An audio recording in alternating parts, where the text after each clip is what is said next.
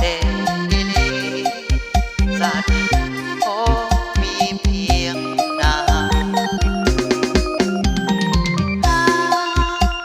ก็มาเสน่ห์มันก็เจือนกับฟังเสียงผมเพียงมันเทโชคดาบอกเคยที่เจ้าถึงพายสิเว้าน้องเป็นแม่หาไอ้พงที่แทงเอาน้ำบอกมาบอกสาเลี้ยงลูกแทนเขา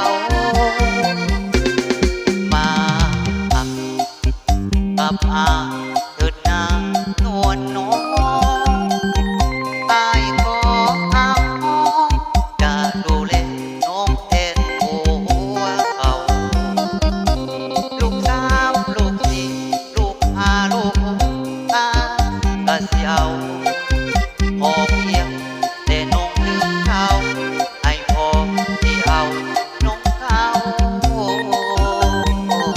วิวา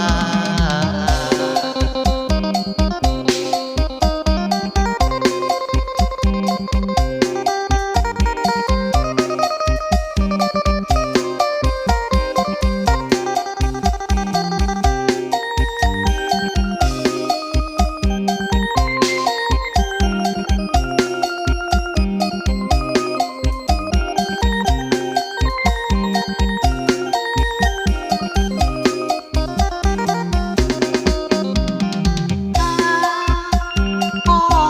มาเสน่ห์มันก็เจือนกับฟังเสียงบอกเพียงอันเทโลกนาบอกเคยที่เจ้าถึงพายสิเว้าน้องเป็นแม่หา